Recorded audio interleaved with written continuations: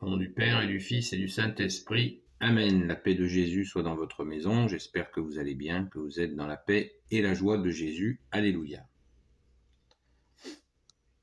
Eh bien, nous lisons Saint Matthieu ce matin,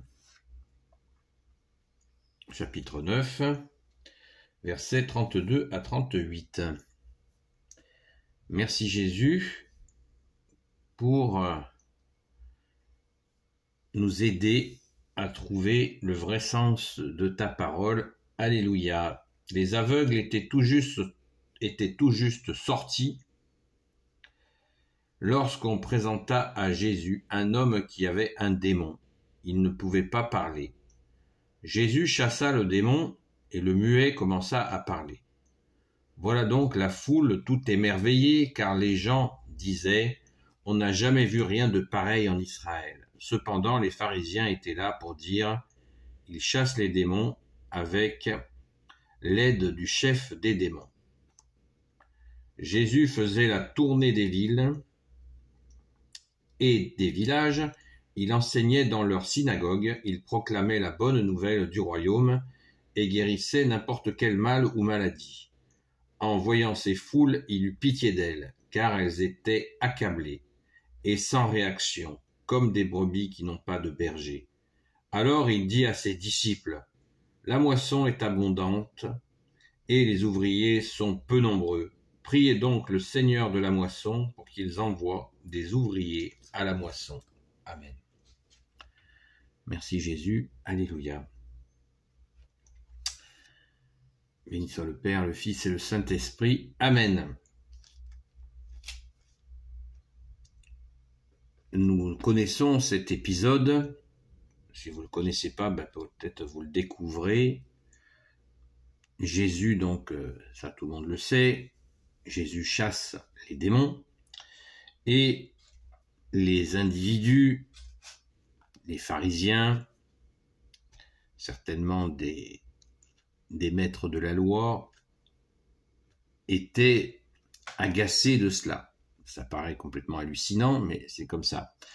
On le comprend, on le sait, c'était les tenants de la religion de l'époque, et ils voyaient à travers Jésus une menace pour leur pouvoir, puisqu'ils s'étaient appropriés la religion de l'époque, et Jésus les a bousculés. Pourtant, ils attendaient le Messie depuis 400 ans, et ils savaient, s'ils connaissaient la Sainte Écriture, que Jésus était annoncé dans tout l'Ancien Testament. Mais quand le Messie est sous leur nez, ils ne le reconnaissent pas. C'est comme ça. Et ils vont lui chercher des noises, alors qu'ils ont les preuves de sa venue, surtout que la Sainte Écriture disait que le Messie se manifestera par des signes comme jamais il y en a eu. C'est ce que fait Jésus. Et le cœur endurci par tout simplement l'orgueil et aussi bien sûr des intérêts particuliers fait que même avec les signes absolument très nombreux, énormes, des résurrections, on l'a vu hier, cette petite fille qui ressuscite, les signes sont nombreux et dans tous les domaines. Et bien ça ne suffit pas. Et ils vont chercher des histoires. Osez dire, ils chassent les démons avec l'aide du chef des démons. Vous imaginez. C'est dur pour eux surtout. C'est très dur pour eux. Parce que le peuple n'avait que foutre de leur avis, tellement ils étaient, comme le dit la réflexion qui nous est rapportée par saint Matthieu, c'est du jamais vu en Israël, disent les gens, disent le peuple. Et ces gens-là, il n'y a rien à faire, ça passe pas dans leur cœur. Mais quel blindage!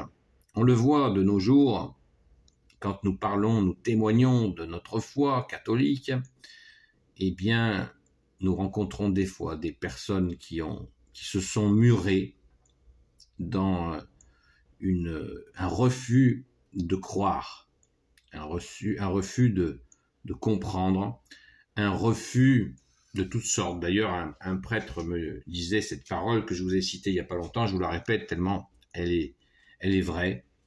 Il est plus facile de convertir un cœur qu'une intelligence. C'est-à-dire quelqu'un qui se croit très intelligent, il va croire que son intelligence est au-dessus de la vérité. Et c'est exactement ça, les mecs très intelligents, connaisseurs de la Sainte Écriture. Et ils sont prêts, l'orgueil est prêt à inventer n'importe quoi. Le problème de l'orgueil, c'est que le malin est dans le coin. Celui qui nous donne le carburant de l'orgueil, ce n'est pas le bon Dieu, ce n'est pas toi, bien-aimé Jésus. Le carburant de l'orgueil nous est donné par le malin, justement, le démon, qui veut absolument nous empêcher de rejoindre Jésus. Et c'est là le drame. C'est là le drame. La foule, on nous dit, voilà donc la foule tout émerveillée, car les gens disaient, on n'a jamais rien vu de pareil en Israël. Voilà, les choses, la messe est dite, comme on dit. Le gars, il était possédé par un démon, il était muet, tellement possédé qu'il en était muet, et Jésus le libère, le mec, et se remet à parler.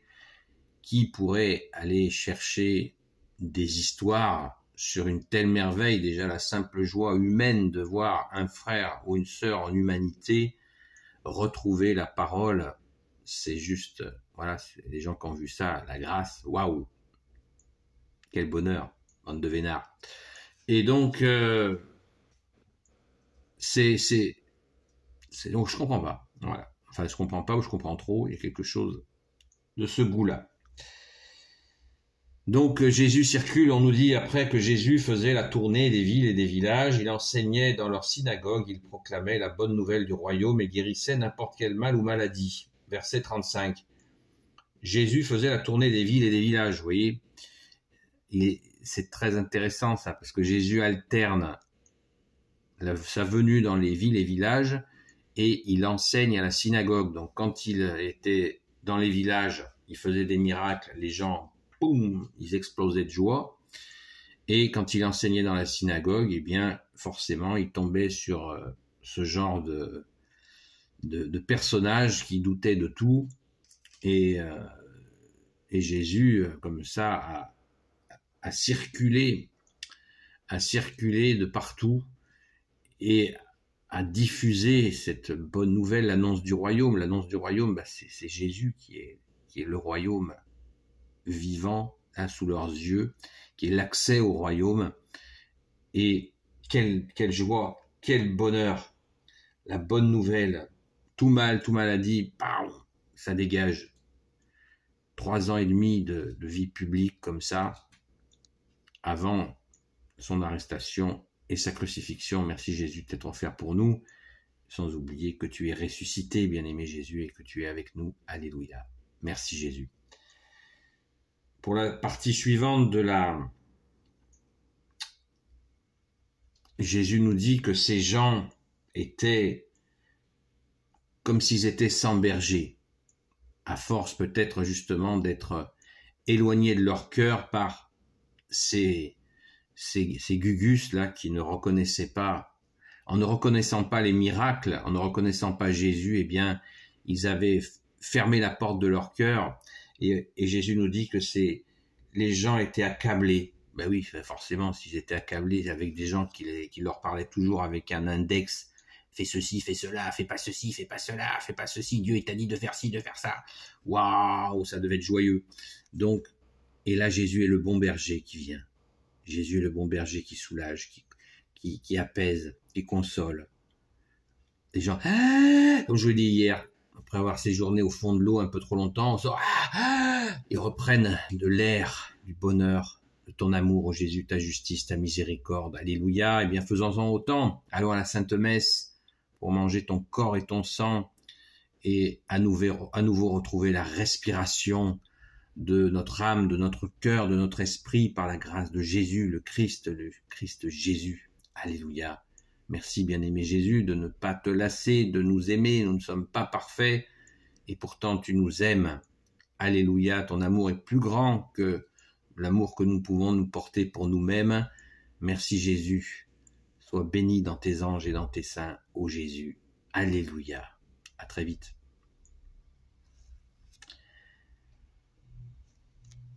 la partie verset 37, alors il dit à ses disciples, la moisson est abondante et les ouvriers sont peu nombreux. Priez donc le Seigneur de la moisson pour qu'il envoie des ouvriers à la moisson. Alors cette parabole, eh bien, Jésus l'a expliquée parce qu'elle est complexe. Et il l'a expliquée parce que ses apôtres, ses apôtres ne la comprenaient pas. Oui, ils ne la comprenaient pas. Alors, Jésus va leur expliquer dans une parabole suivante. Et c'est extraordinaire. Je ferai une vidéo sur ce sujet uniquement parce qu'elle est complexe et Jésus donne la réponse lui-même. Donc il nous faut écouter Jésus, bien entendu. Alléluia. Béni soit le Père, le Fils et le Saint-Esprit. Amen. Ô Jésus, toi qui peux tout et qui portes tout, toi le Sauveur, toi l'Emmanuel. Je te confie toutes celles et ceux qui regarderont cette vidéo ainsi que leurs proches selon ta sainte volonté, ô Jésus.